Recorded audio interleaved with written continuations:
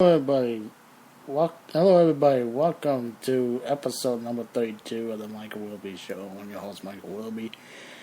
I am going to talk about right now the victorious Hamilton Tiger Cats, as the Hamilton Tiger Cats have defeated the Montreal Alouettes 28-7 in Montreal, Molson Provincial Stadium. Molson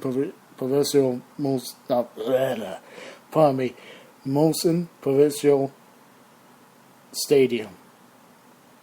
I think I had to say it 3 times to actually get it right because it's a bit of a mouthful, but technically it's still Molson Stadium. It's where the Alouettes play just over 20,000 seats, 20,000 fans, I should say. Sat in the confines, including yours truly, and my impressions on the stadium before we go to the Ticats Alouettes game. The stadium has a pretty impressive look of a collegiate environment, just like what the Ticats had to endure and let alone fully embrace at the end. In the 2014, I think it was 2013 in Grove. 2013 in Grove. And just like Grove, the opening game in Grove, anyone who may recall who attended that game, yours truly it did, there was a apparent rainstorm. And boy, did it soak up the Grove stadium, the Alumni Stadium, and same went for the Montreal Stadium. The Molson Stadium was wet. It poured down during pre-game. Subsequently, they had to do in 2 parts. Part 1 was before the storm, and part 2 was after the storm. The storm lasted for a good 10-15 minutes, but that's unlike the Guelph game, which was break down heavily at all levels imaginable.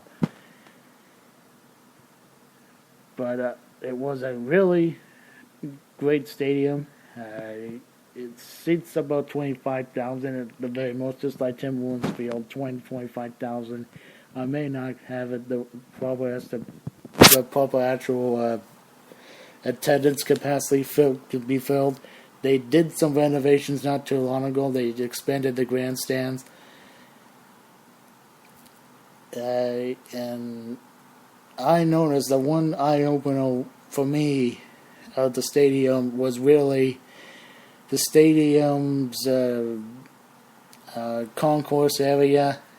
It had to be less than the other. I believe the north, to my knowledge, is the north side had the north side had a bigger grandstand than the south one. The south one was technically the main component of the stadium, which has been in use for decades. I think a good 70 years, I think. It's not only housed the Montreal Alouettes, it's also home to the University of McGill Redmen, and it was also the site of the Vineyard Cup. The last time the Montreal McMaster was a classic. That was the last time McMaster went to the Vineyard Cup. That's a couple years ago.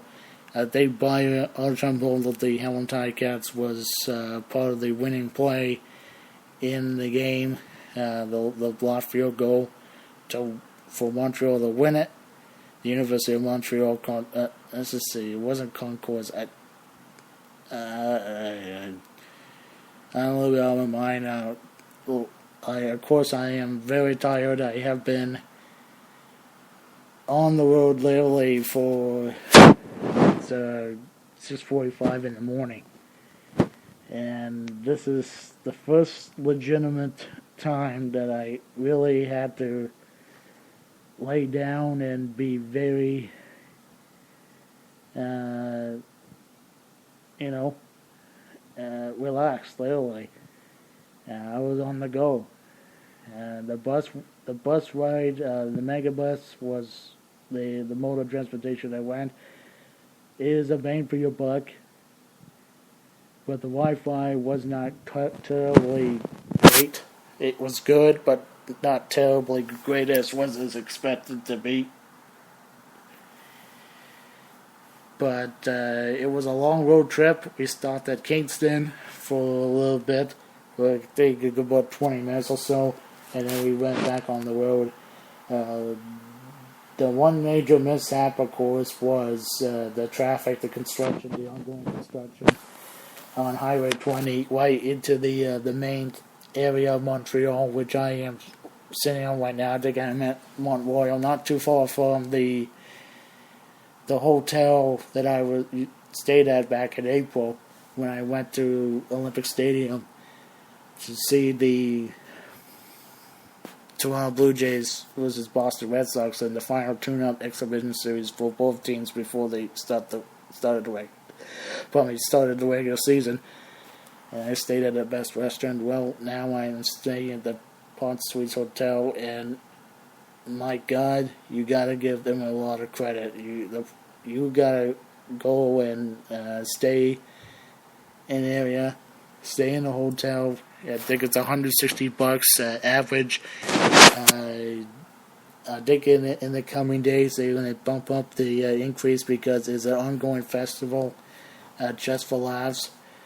The biggest revenue increase is really the biggest payday for this particular hotel is the Montreal Grand Prix. And the Montreal Grand Prix is a big event, just like Just for Laughs, which is coming up in about a week's time, a week or two from now. And expect the hotel to get a lot of great guests to come in. It's the big money maker, other than the Montreal Grand Prix. So they have increased the prices by 2 to 11 per night. But I got a pretty good bang for your buck. It's $160 for one night, and I will return to Hamilton tomorrow, and I will attend my co-workers Stag and Dough. Stag and Dough. It will be there. Well, be in time. It's going to be interesting to see how I can manage my minutes right after Toronto. I'm literally going to go on the train, a subway train, and go straight to Union Station, and then from Union Station to probably take the GO bus and go back to Hamilton and head to home to get ready for the Stag and Dough. So that's my itinerary for tomorrow. Other than that, we have a breakfast in Montreal. We're getting up in the morning by 8 or 9 a.m. in the morning. So that is that for my impressions of the stadium. My apologies. I got a little bit overboard with my stay in Montreal. Hopefully you enjoyed my narrative. But Port Streets Hotel is a great place to stay, even for a night. It is a bang for your buck. The service has been fantastic. They're nothing but courteous and very respectful. And if you want to know more of this hotel, I will post the website on the conclusion of this podcast. This live podcast, I should say. Now, right to the game. And quite frankly, Hamilton was incredibly fortunate to get a win. Even though it was a blowout victory, 28-7 over the Montreal Alouettes, the Hamilton Ticats played flat, completely flat, and they could have dig a bigger hole than they got, but the defense did a great job.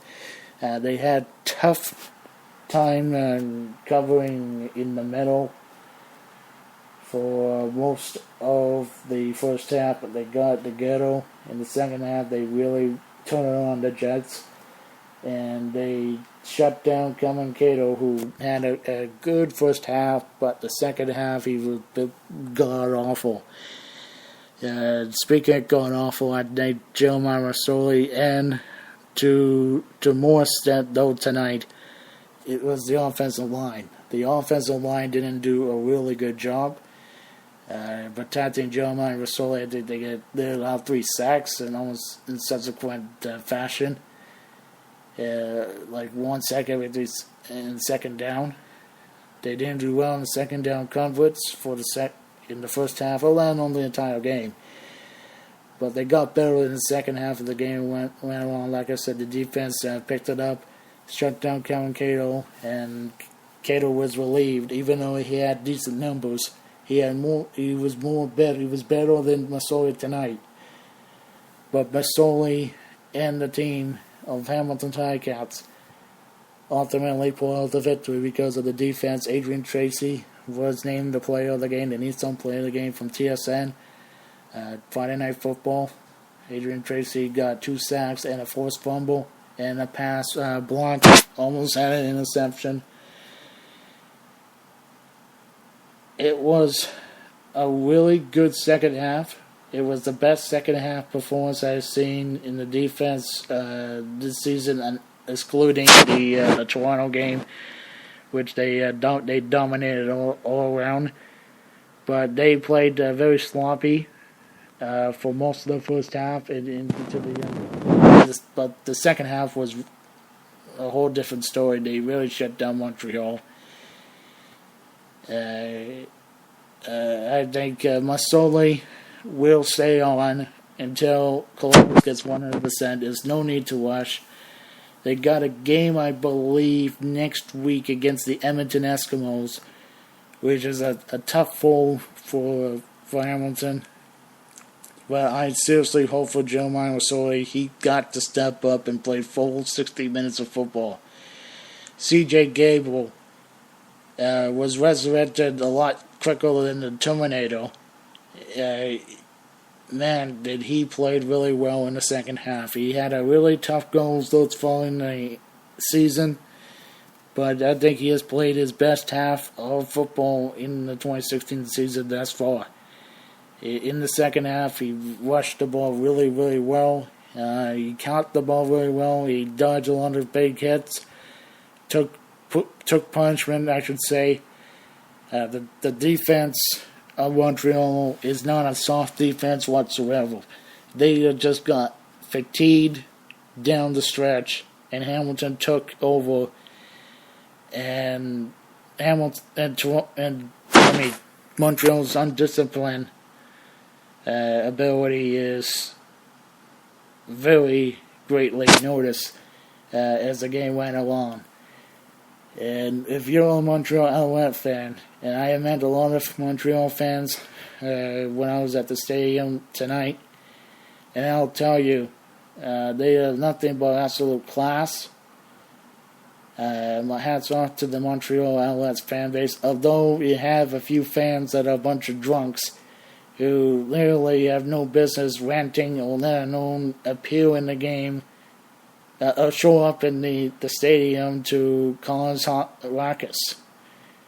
At one point, I even heard them, one of the guys say, "We want Gable's legs. We want to break him. We want to break Gable's legs." I took that as offense, but I didn't go back and facilitate instigate a yelling match, because I am no Claudio Raposo. I am not at his level, and I may never be at his level.